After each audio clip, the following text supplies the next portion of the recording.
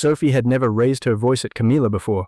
In 20 years of royal life, she had maintained the careful distance that protocol demanded, the respect that courtesy required, the restraint that kept the extended family functioning without visible fracture. But restraint has limits, and on a Wednesday afternoon in the palace's east wing, Sophie finally reached hers. The document in her hand was dated 3 days earlier. It detailed a meeting that had taken place without notification to William or Catherine. It outlined recommendations regarding Princess Charlotte's educational progression, her tutoring schedule, her academic trajectory, and it bore Camilla's signature, not as ceremonial approval, as primary advocate, as the person who had orchestrated the meeting in the first place. Sophie's voice, when she finally spoke, carried a quality no one in the palace had heard from her before. Not anger exactly, something more dangerous, clarity.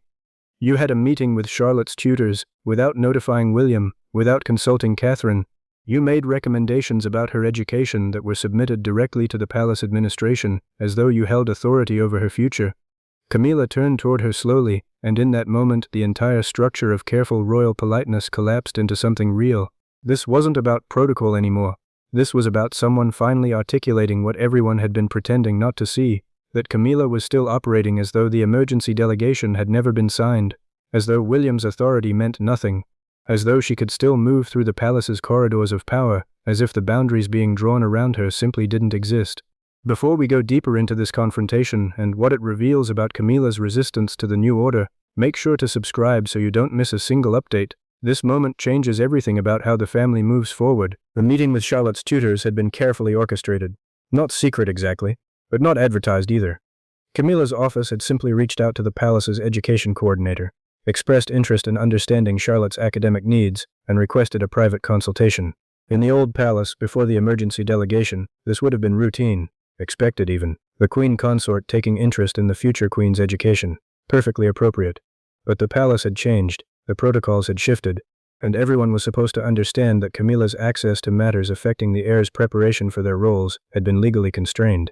William's approval was now required for any significant interaction regarding his children's education, development, or preparation for their futures. It was one of the explicit consequences of the emergency delegation, and Camilla had just violated it. The tutors themselves had no idea they were caught in the middle of a constitutional power struggle. They had simply seen an invitation to meet with the queen consort, discussed Princess Charlotte's educational progress, and provided recommendations. It was only when those recommendations began circulating through official palace channels that someone noticed something was wrong. Sophie had seen it first. She had been reviewing preliminary educational assessments for Charlotte when a note appeared in the file, indicating that Camilla's office had submitted supplementary recommendations. Sophie had read them carefully. They were thoughtful, actually, focused on Charlotte's academic strengths, suggesting accelerated language study, recommending additional exposure to constitutional history. Nothing explicitly problematic, but the process was catastrophically wrong. Camilla had bypassed William. She had accessed his daughter's educational planning without his knowledge. She had positioned herself as an advisor on matters that the emergency delegation had explicitly placed under the future king's authority, and then she had documented it formally, creating an official record of her intervention. Sophie's discovery had sent her directly to William, not to Charles, not through formal palace channels, directly to the man whose authority had just been violated. William's response had been immediate, controlled, but beneath the control, Sophie had heard something that scared her. Resignation, as though William had expected this, as though Camilla's refusal to respect the new boundaries had always been inevitable. "She's testing the limits," William had said quietly, "seeing if I'll actually enforce it." Sophie had heard the weight in those words, the understanding that this wasn't a single violation, it was a pattern, a deliberate campaign to determine whether the emergency delegation was actually enforceable or whether it had simply been a theoretical restructuring that everyone would eventually ignore. That was when Sophie had made a decision that would have been unthinkable weeks earlier. She had requested a private meeting with Camilla, and she had come prepared. The confrontation had happened in one of the palace's smaller drawing rooms. Formal, neutral, but not comfortable. Sophie had brought the documentation. She had brought the meeting notes from the tutors. She had brought the recommendations Camilla had submitted. And she had laid them out with the precision of someone who wasn't interested in ambiguity. "You can't do this," Sophie had said simply. Camilla had remained composed, but Sophie could see something shift in her expression, a recognition that this confrontation was different from the gentle corrections that had come before. I was simply offering my perspective on Charlotte's education, Camilla had responded, through an unauthorized meeting that you then documented formally and submitted to palace administration. Sophie had tapped the papers. That's not offering perspective, that's exercising authority, and you don't have that authority anymore. The words hung in the air between them. Camilla had looked away first. When she spoke again, her voice had changed. It was smaller, more defensive. William wouldn't refuse me if I asked directly. Sophie had felt something almost like pity, because Camilla had just admitted the core problem. She wasn't seeking collaboration. She was seeking deference. She had expected that if she approached William directly, appealed to family bonds, reminded him of her place in his life, he would accommodate her interest in his daughter's education. And when she had concluded that approach might not work, she had simply bypassed him entirely. That's exactly why you shouldn't do this, Sophie had said, because you're operating as though your relationship with William means you get access that doesn't come with his explicit permission. It doesn't work that way anymore. It can't. Camilla had listened without defending herself further, but Sophie could see her calculating something, determining her next move, understanding that her strategy of testing boundaries through small violations had just been exposed. Anne had learned about the confrontation through palace staff before William had even briefed her officially. The princess had been unsurprised. In fact, she had seemed to expect it. When Sophie had described what Camilla had done, Anne's response had been characteristically sharp. She's not accepting the reality of the situation. She believes she can still operate through informal channels because for 20 years, that's how she maintained power. Sophie had asked the question everyone was asking. What happens now? Anne had paused before answering, and in that pause, Sophie had understood that this moment would determine whether the emergency delegation was actually enforceable, or whether it was just a document that everyone would eventually circumvent. Now, Anne had said slowly, we have to decide whether we're willing to enforce boundaries, or whether we're just pretending to have them. William had been waiting for that decision when Sophie had returned to brief him on her confrontation with Camilla. He had listened carefully, and then he had done something that demonstrated exactly how much he had internalized his role as institutional guardian. He had called Charles, not angrily, not accusingly, but directly. Camilla met with Charlotte's tutors without my knowledge or consent. She submitted recommendations to palace administration. I need to know if you're going to support the boundaries the emergency delegation created, or if we're treating them as suggestions. Charles had heard the weight in his son's voice. He had understood what was being asked.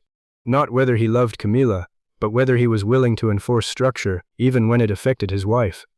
The king had been silent for a long moment. When he had finally answered, his voice had carried the exhaustion of a man making a choice he had hoped never to have to make. Tell me exactly what happened. William had walked his father through it.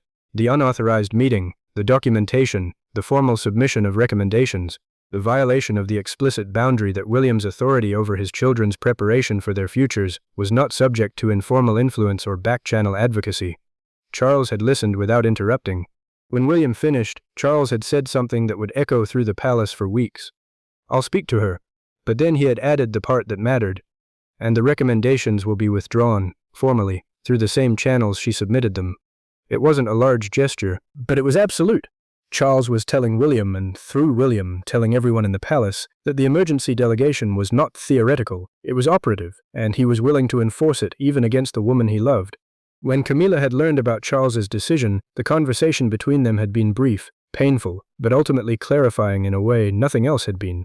Charles had explained that her access to matters affecting William's children had been formally constrained by the emergency delegation, that her recent actions had violated that constraint, that the recommendations she had submitted would need to be withdrawn, and that if she attempted to influence matters affecting the heirs' preparation for their roles again, there would be formal institutional consequences. Camilla had asked if this was what he wanted. Charles had answered with the most difficult honesty he could manage. It's not about what I want, it's about what the monarchy requires, and the monarchy requires that we maintain boundaries, even when those boundaries cost us personally. The recommendation withdrawal had been processed with bureaucratic efficiency, the documentation removed from official files, the meeting with Charlotte's tutors classified as an informal consultation rather than formal advisory consultation, everything restructured to make clear that Camilla's involvement had been unauthorized and would not be repeated. But the real consequence wasn't administrative, it was relational. Camilla's violation had forced Charles to publicly side with William. It had forced him to enforce structure against his own wife. It had forced him to admit that the marriage and the institution could no longer occupy the same space without one compromising the other, and Camilla understood, finally, what this meant for her place in the royal family moving forward. She could remain the queen consort, She could fulfill her ceremonial functions, she could stand beside Charles publicly. But her informal access to decision-making, her ability to influence through suggestion and whispered advice, her power to shape events from the shadows, all of it had been legally terminated by the emergency delegation. And when she had tested those boundaries, she had learned that William was willing to enforce them, and Charles was willing to support him. Sophie had felt something complex when she learned how the situation had resolved. Not triumph exactly, but perhaps something like relief, because the confrontation had accomplished what nothing else could have. It had made clear to everyone in the palace that the new order was real, that boundaries meant something, that even the queen consort was subject to constraints that the future king had the authority to impose. The tutors who had met with Camilla had been quietly informed that they should clear any future consultations regarding the royal children directly with William's office. The palace staff had been reorganized to ensure that access to matters affecting the heir's preparation now required explicit authorization from the future king. And Camilla had been left to confront something she had never fully accepted before. That her place in the family, however secure, could not override the institutional structures that protected the monarchy's future. Days later, William had met privately with Sophie to thank her for her intervention. What he had told her revealed the depth of his strategy and the cost it was extracting from everyone involved. "She's not going to accept this easily," he had said. "There will be other attempts, other ways she'll try to reclaim influence. But every time she tests a boundary and finds it enforced, she learns that this isn't negotiable." Sophie had asked if this was sustainable. If a family could function with this level of formal structure, these explicit constraints, these institutional barriers between people who loved each other, William had answered with the maturity that had shaped all his decisions since receiving authority over his children's futures. "Families always have boundaries. We're just being honest about what ours are instead of pretending they don't exist." The confrontation between Sophie and Camilla had been brief, but it had changed something fundamental in how the palace operated.